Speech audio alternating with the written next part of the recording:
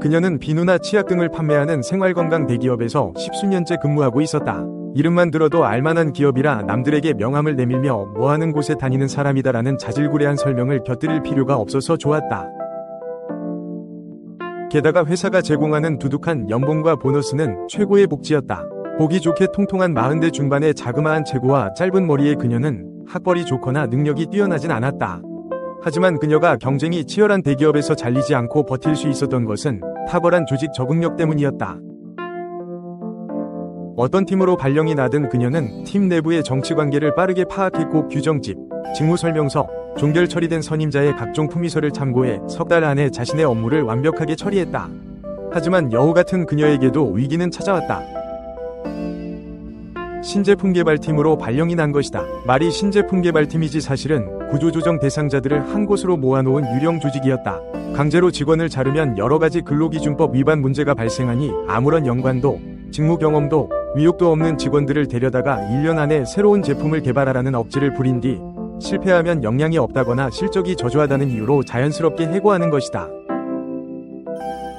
부활할 수 있는 적절한 기회를 제공했다는 명분도 챙기면서 그녀는 순순히 사직서를 낼 생각도, 반대로 회사를 상대로 법적 싸움을 할 의지도 없었다. 누가 보아도 고집이 센 여장부 타입이 아니었다. 칼 융이 말하는 아니무스 과잉은 그녀에게 들어맞지 않았다. 종달새가 본성상 아침 일찍 일어나는 편이라면 부엉이는 남들이 잠자리에 들 때 비로소 본격적으로 날개를 편다 라는 격언에 희망을 품은 그녀는 신제품 개발에 매달렸다. 회사는 정당성 확보와 체면 치레를 위해 구조조정 대상자의 아이디어 중에서 최소한 한 가지는 받아들인다는 사실을 잘 알고 있었고, 게다가 대한민국에는 자신과 같은 처지에 몰린 사람들이 기획하고 성공시킨 이마트라는 대표적인 모범 사례가 존재했다.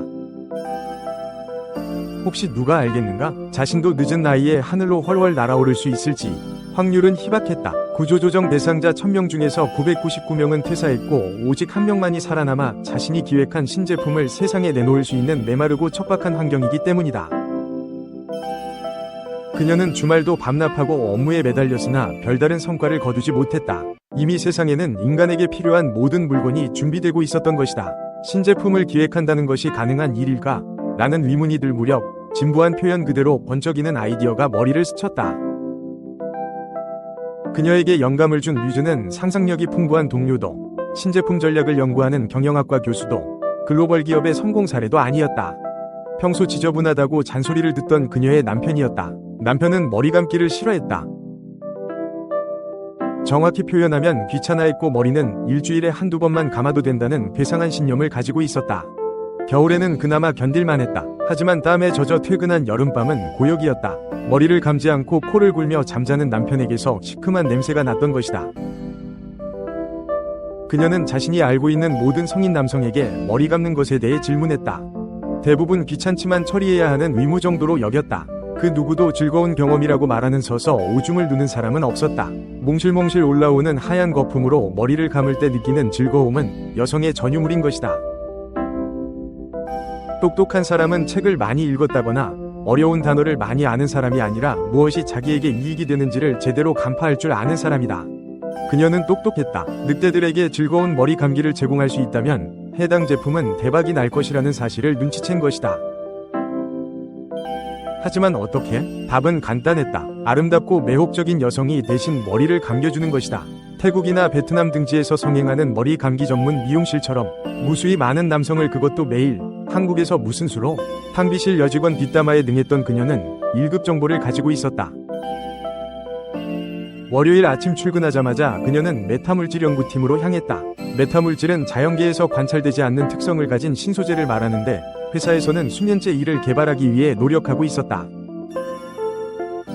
그녀는 해당 팀의 서무를 담당하는 여직원으로부터 거의 개발이 완료되었다는 귀띔을 들은 적 있었고, 더군다나 팀장은 자신이 속한 직장 기독교 선교 모임인 신우회 회원이었다.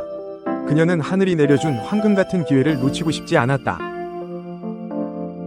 그래서 단도직입적으로 신제품 아이디어를 설명했다. 남성을 위한 샴푸를 개발하고 싶다고. 그녀는 야단맞은 강아지처럼 그를 붙잡고 애걸했다. 사실 팀장은 물질의 분자 구조와 기능을 통해 생명을 이해하는 분자생물학 박사로 연구 개발을 책임지고 있었다. 묵묵히 이야기를 듣고 있던 월면 같은 여드름 자국이 아직 얼굴에 남아있는 그는 조금만 기다려달라고 말했다. 그리고 정확히 한 달 후 둘은 실험실에 모였다. 팀장은 형상기억 분자를 이용해 만들었다는 말을 나지막이 중얼거리며 직접 시범을 보였다. 그가 샴푸를 덜어내 양손으로 비비기 시작하자 거품이 올라왔다. 처음에 거품 분자들은 무작위로 돌아다니면서 서로 충돌하고 전혀 예측할 수 없는 방식으로 방향을 바꾸었다. 하지만 잠시 뒤 무작위로 분산된 거품 분자들이 고정되고 결정들이 형성되기 시작했다. 각각의 결정 내부에서 거품 분자들은 특정한 방향을 가리키며 규칙적으로 맞물려 하나의 일관된 배열을 이루었다. 그리고 마침내 거품으로 만들어진 무채색의 육감적인 여성 형상이 나타났다. 사람 크기의 형상은 사전에 프로그래밍된 순서대로 몸을 이루고 있는 거품을 이용해 팀장의 머리를 감기 시작했다.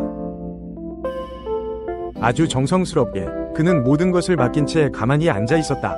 시간이 지날수록 형상은 감소했고 팀장 머리의 거품은 증가했다. 10분 후 거품을 남김없이 잃은 형상은 조용히 사라졌다. 팀장은 수돗물로 머리를 깨끗이 씻어냈다. 완벽했다. 이제 늑대들은 귀찮게 자기 손으로 머리를 감을 필요가 없어진 것이다. 샴푸를 손에 덜고 비비기만 하면 형상기억 분자로 만들어진 매혹적인 여성 거품이 자동으로 머리를 감겨주는 것이다. 이보다 더 혁신적인 제품은 없을 거라고 생각한 그녀는 즉시 회사에 신제품 개발 계획서를 제출했다. 1962년 기타 그룹은 한물 같다 라며 비틀즈를 퇴짜 놓았던 데카레코드처럼 샴푸는 신제품군에 포함되지 않는다며 회사는 그녀의 아이디어를 반려했다. 하지만 구조조정 대상자의 아이디어 중 최소 한두 건은 의무적으로 허락해야 했고 윗선에서 압력이 내려왔기에 실무자는 마뜩잖게 여기면서도 어쩔 수 없이 이를 승인했다. 명절에 그녀가 신제품 개발을 총괄하는 임원 집으로 값비싼 한우 선물 세트를 보냈다는 것은 공공연한 사내 비밀이었다. 그녀는 평소 안면이 있던 여직원들을 모아 TFT를 만들었고 임시로 팀장이라는 직책을 얻을 수 있었다. 회사의 공식적인 인사 발령으로 꿈속에서도 원했던 승진을 이룬 것이다. 평생 팀원으로만 살다가 조직의 장이 되고 보니 실적에 대한 압박감이 높아졌다. 그녀는 신제품 출시를 서둘렀다. 오랫동안 알고 지내던 사이라 팀워크는 최고였고 업무는 계획대로 착착 진행되었다. 원료 수급, 제조 설비 구축, 배급망, 마케팅 플랜이 완성되었고 가장 중요한 제품명은 지루한 난상 토론 끝에 샴푸의 요정으로 확정되었다. 모든 사람의 심장에는 사자가 살고 있다라는 아르메니아 속담처럼 그녀는 용기를 내어 자신이 가진 전부를 이번 프로젝트에 쏟아부었고 제품이 시장에 출시되자마자 긴장이 풀린 듯 탈진에 쓰러졌다. 소비자 반응은 대박이 났다. 그녀는 병원에서 링거를 맞으며 서로 물건을 더 보내달라는 거래처들의 빗발치는 요청을 조율해야만 했다. 병문안을 온 백발의 회장님은 몸조리 잘하고 회사로 복귀하면 멋진 방과 운전기사가 대기하고 있을 거라고 넌지시 말하며 희미한 웃음을 흘렸다. 제조량을 3배로 늘렸음에도 불구하고 수요를 감당할 수 없었고 어지간히 많은 웃돈을 주지 않고서는 인터넷에서도 구입이 불가능했다. 마치 코리안 시리즈 야구 티켓처럼 치료를 마치고 꽃다발과 전 직원의 박수를 받으며 회사로 복귀한 그녀는 이쯤에서 멈출 생각이 없었다. 임원이 된 그녀는 메타물질 연구팀에게 여자 아이돌 가수, 유명 레이싱 모델과 외국 성인 잡지 배우를 닮은 형상들을 분기 말까지 개발하라고 지시했다. 무채색이 아닌 색깔이 들어간 형상기억 분자 발명은 장기 연구 과제로 부여했다. 샴푸의 요정은 말 그대로 날개 돋친 듯 팔렸고 인기는 식을 줄 몰랐다. 그녀는 수많은 언론 매체로부터 인터뷰 제의나 강연 등의 러브콜을 받았고 유리천장을 깬 자랑스런 직장 여성의 대명사로 자서전도 출간되었다. 글로벌 생활용품 외국계 기업인 P&G와 유니레버에서 고액의 스카우트 제안도 들어왔다. 사회생활 전부가 만족스러웠다. 가정에서도 변화가 있었다. 그녀가 잔소리하지 않아도 남편 스스로 매일 머리를 감은 것이다. 어떤 날은 하루에 2번씩. 놀라운 변화였다. 남편만 그런 것이 아니었다. 대한민국 남성의 머리가 깨끗해졌다. 지하철이나 버스에서 떡진 머리로 쉰 냄새를 풍기거나 눈꽃같이 하얀 비듬을 떨구는 행위는 더 이상 찾아볼 수 없었다. 마침내 늑대들도 머리 감기의 즐거움을 깨달은 것이다. 그녀는 대머리 남자들을 불쌍히 여겼다. 자신이 만든 행복을 평생 느껴보지 못한 채 요단강을 건널게 뻔했기 때문이다. 하지만 예상을 뒤엎는 마케팅 보고서가 발표되자 그녀의 얼굴은 분필처럼 창백해졌다. 매출 분석에 따르면 대머리 남자들도 일반인과 똑같이 샴푸의 요정을 구매한 것으로 나타난 것이다. 도대체 왜? 이해할 수가 없었다. 한참 후 그녀는 남편의 이상한 점을 눈치챘다. 거울이 모조리 사라진 것이다.